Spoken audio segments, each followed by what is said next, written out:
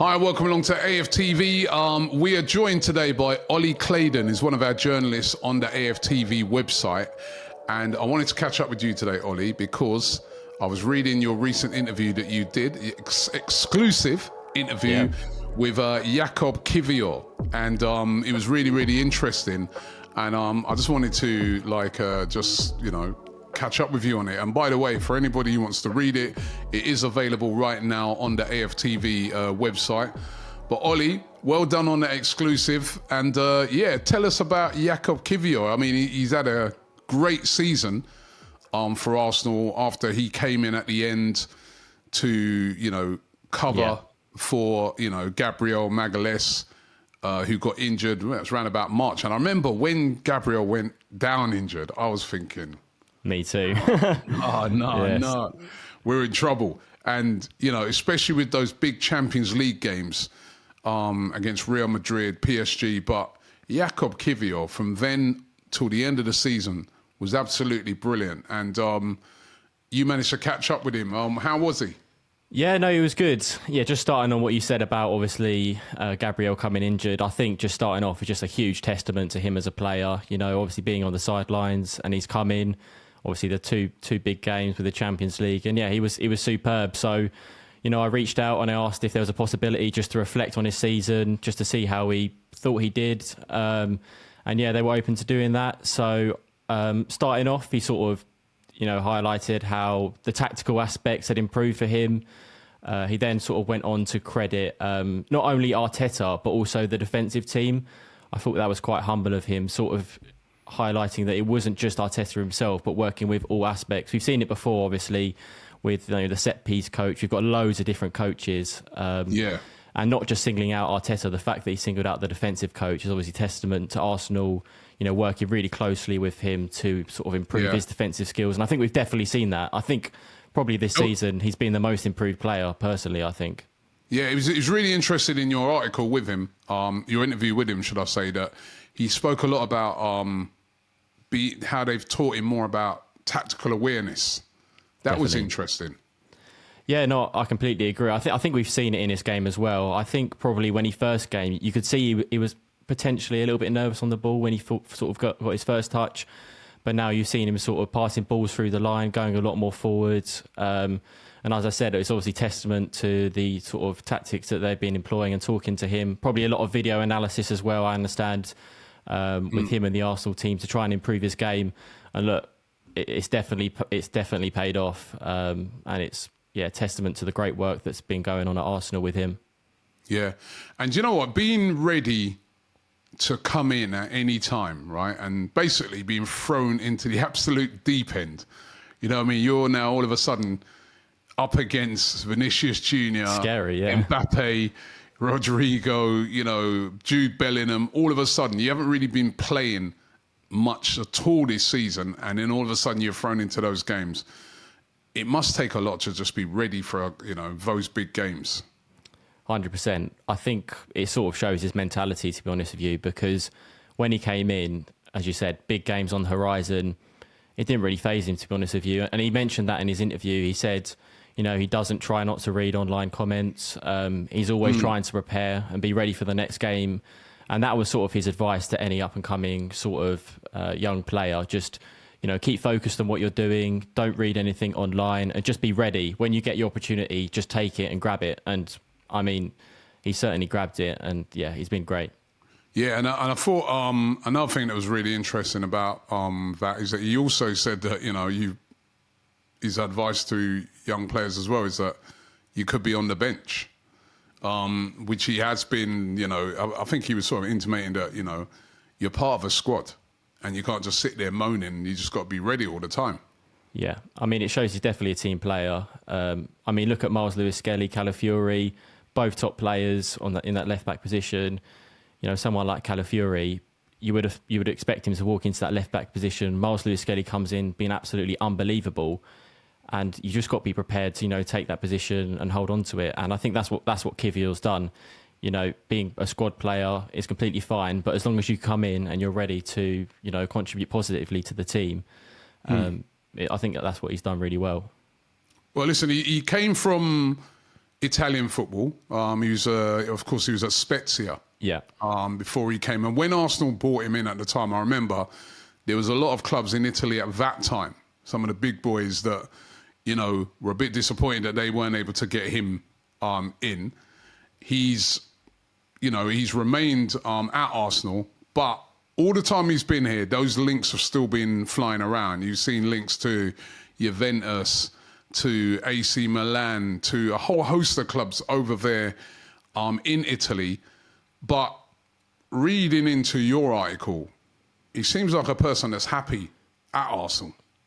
Yeah, certainly. I mean, there's some reports out there that Arsenal, willing to sell for something above £40 million. But I feel like, the player and his camp wouldn't give such a positive interview if they weren't feeling, happy at the club and willing to stay. Of course, we've seen it time and time again. The transfer windows can be never say never. Yeah, literally. You can't guarantee anything. It can be, absolutely crazy. Things have happened that you would just never expect. So obviously at the moment, things are looking good for Kiwior. He's happy at the club. Obviously, who knows, a substantial bid may come in from an Italian club and he may be tempted, by a project where he may be getting some more game time. But obviously at the moment, he's really happy in London. In the interview, he said as well, he's got, 2 dogs with his wife. He likes in his free time to play video games like a lot of the Arsenal players do. So he also mentioned as well about sort of the love for the fans. And that was something that he really, really spoke highly of. I asked him about the Real Madrid game and he said he really felt the support after that, obviously coming off such a massive high, such a great performance against sort of both legs. He said, it was just one of the greats of his career, and the fans were just absolutely unbelievable. So I think he's feeling the love from the fans, which I think he deserves. Some people have been critical when he first came in, but obviously now he's really feeling that support, and I think that's great, and I think he deserves it, to be honest with you. Yeah, and I think what the fans saw is that you got a player that is reliable, dependable. Because remember, even the season before that, he had to come in and play left back. He is. When you talk about a player in your squad, he's that guy. He is prepared to do it, and you need players like that. You need players like that in your team that, if it's a long-term injury, as he showed, he can step in and he can deliver. And there's not every player can always do that, and so his mentality must be really good. His concentration levels, and listen, he's a top player. I mean, I think he scored for Poland. Yeah, he did the other night. And he's got, it's a World Cup year as well. That could be the only thing, though. I just keep looking at a lot of players and thinking to myself, it's a World Cup year. They want to be playing. But I guess if you're at Arsenal and, in the case of it's like Poland, that still holds a lot of gravitas to get you in the squad. Definitely. I think obviously he's a top player and he knows he's a top player, and obviously all top players want to push for, starting positions in a squad.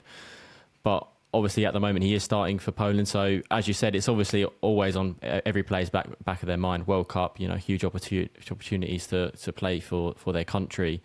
But definitely I think from the interview, what I was getting at is that, he's happy at the club. I also think as well, he was touching upon him being a huge team player. He spoke incredibly highly of Odegaard.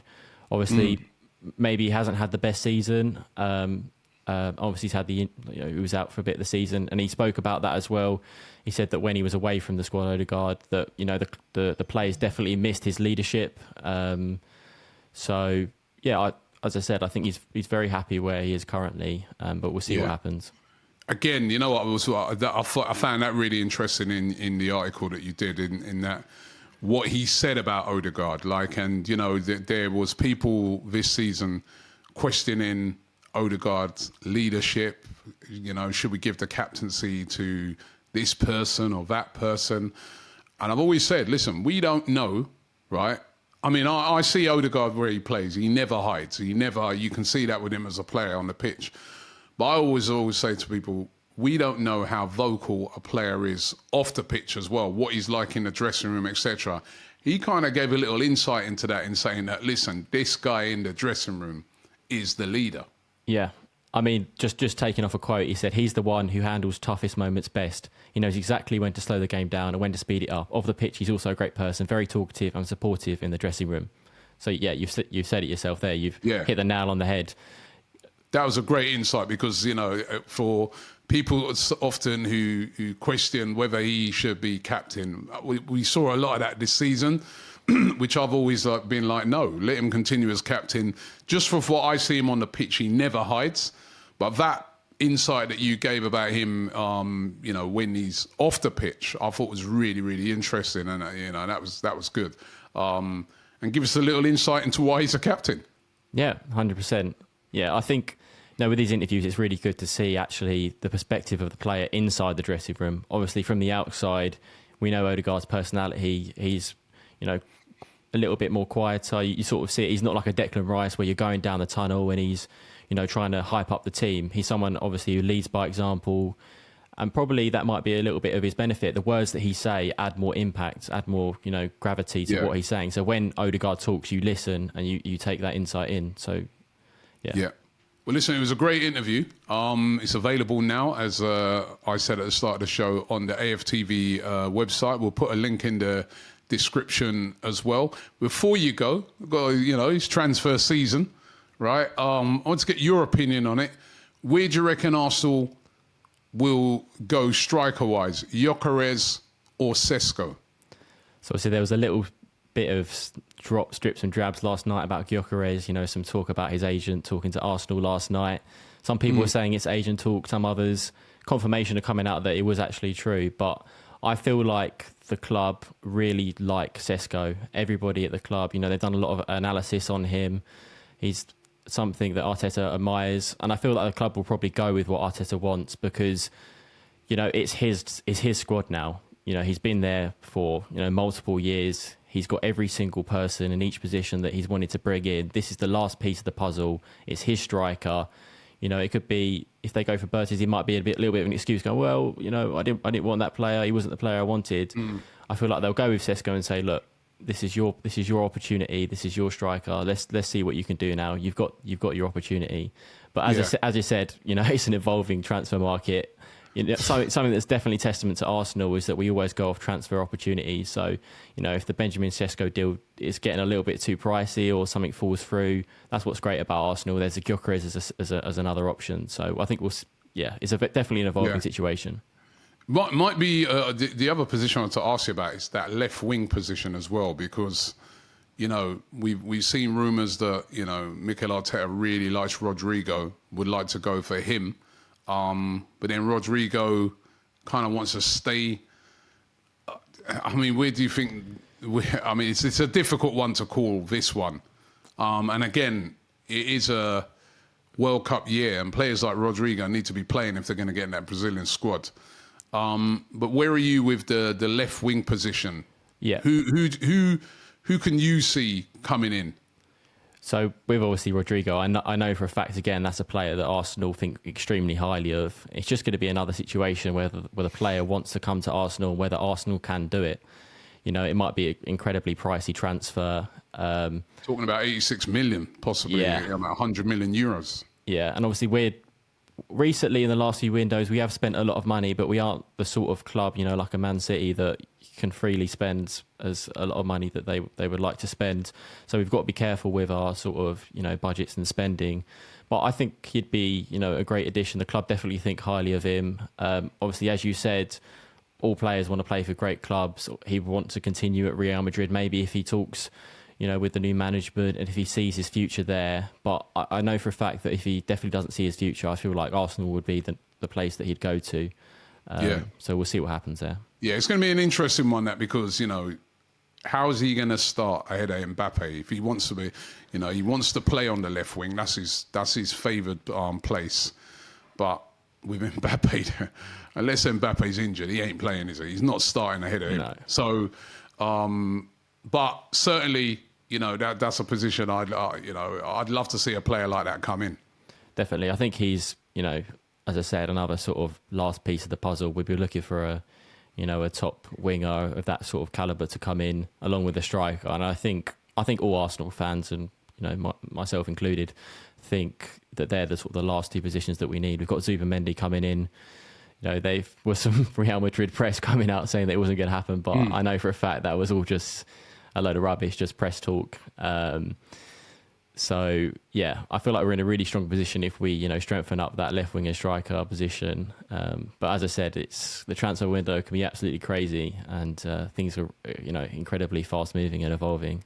Yeah. Well, listen, we'll be coming back to you as the window moves along. But listen, thanks very much and well done on that interview. Thank you. And once again, everybody, that is available right now on the AFTV website. Make sure you go and give it a read. The Jakob Kiwior exclusive by Ollie, and some really good takeaways in that interview. Ollie, thank you very much. Thank you, Rob. Cheers.